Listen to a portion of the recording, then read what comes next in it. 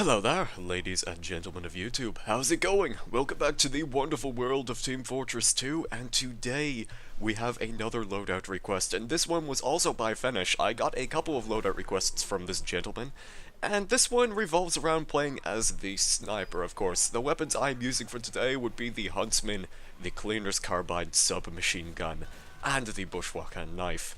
So we're going to start things off by immediately talking about the Huntsman. I've said this probably time and again.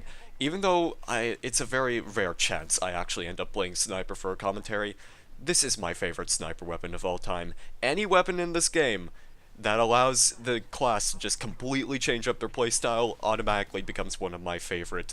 I've said the same thing about Demo Knight before, and it's no exception with the Huntsman.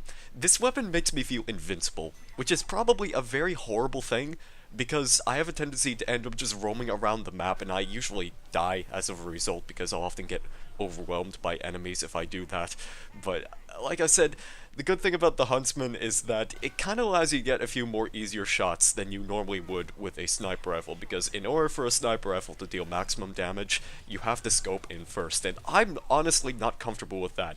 Of course, there are plenty of people out there who are absolute masters at the art of quick scoping, so if you know how to roam as a sniper, then don't use the Huntsman. Like, only for a lot of fun situations should you have this weapon equipped, just because somebody just suddenly turning a corner and shooting at them with an arrow will often result in a headshot, and you'll feel like you've been rewarded satisfactorily.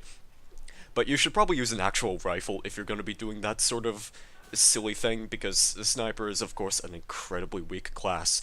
Only if you understand the art of quickscoping can you actually get away with that sort of thing. And me, well, I die a lot, as I've said, but still, I have a good time with this weapon. It feels good to use, you know? It's not as easy to hit some people sometimes because you have to actually rely on tracking people, and, well, arrows themselves, they travel pretty relatively slowly. But overall, one of my favorite weapons of the game, and we should probably move on to talk about what's probably more topical in this actual video.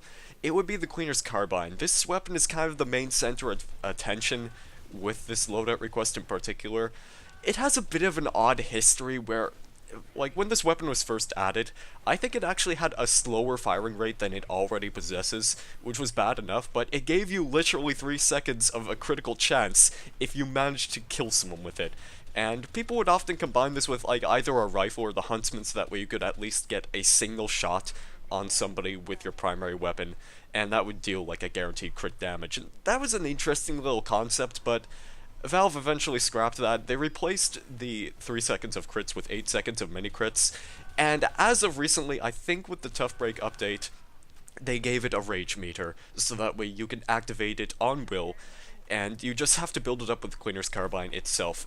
This is honestly not the best part of it, but the good thing about the build-up is that it doesn't take too much damage, and also, you know, you can actually build it up by shooting at cloaked or disguised spies. You might see that happen a couple of times in this video and in this gameplay. It's actually a pretty handy feature for spy checking, so I think that's a pretty good upside.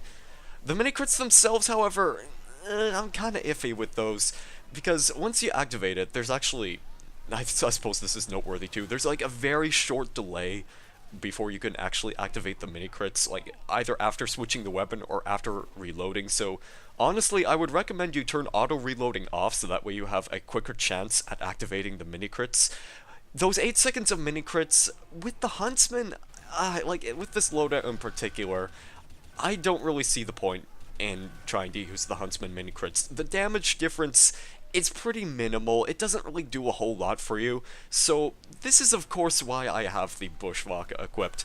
And the Bushwacka is pretty much a knife that if you hold it out, you're just begging to die, because you take 20% more damage from all sources. But the idea with this is that if you're good at roaming as a sniper, and I think that's kind of the point of this whole loadout, and you know how to sneak behind enemy lines and catch many people off guard, multiple persons, then you can use the Bushwacka critical chance in order to get a bunch of sweet kills and feel good about yourself.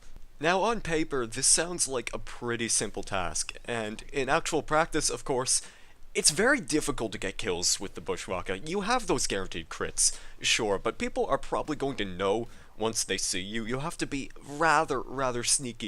You have to be a really sneaky individual if you want to make this any sorts of effective at all. You're susceptible to a lot more damage when you activate those mini-crits and hold the Bushwacka out. Let's just leave it at that. It's like, not the mini-crits themselves. Activating it, that's certainly not dangerous to your health unless you really get distracted by the sparkles on the screen. But what I'm really trying to say about this combination is you're about as effective as a man in a leather jacket swinging a knife at the cops.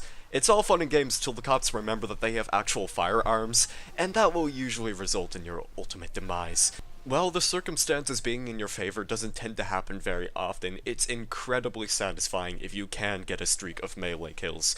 But of course that is very dependent on what kind of enemies you are facing, and of course what map you're playing on as well. I kind of figured that I could easily get away with this by, you know, playing on King of the Hill maps or 5CP maps, but to be honest, a lot of the times when I even use the Cleaner's Carbine, going back to this weapon, I'm very scared to activate the mini-crits. It doesn't take too much damage, like I said, to actually build the rage meter, but at the same time, I never feel motivated to actually activate those mini-crits. I can't really explain why that was. Probably because, you know, using the mini-crits with the Huntsman is not going to really do very much for you in the long run. Using the mini-crits with the submachine gun, again, it's not going to do very much. It's mini-crits on a submachine gun that already fires slower, so it's not really going to be a huge damage bonus. But with the Bushwacka, it really delivers if you have a good situation in your hands, or if you've managed to sneak up behind a couple of enemies.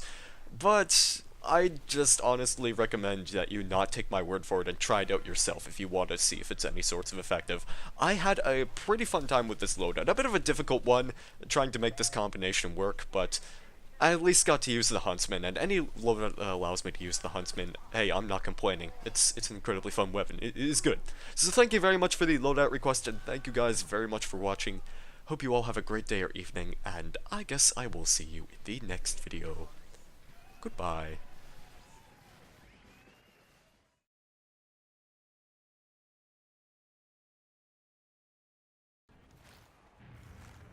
Alert.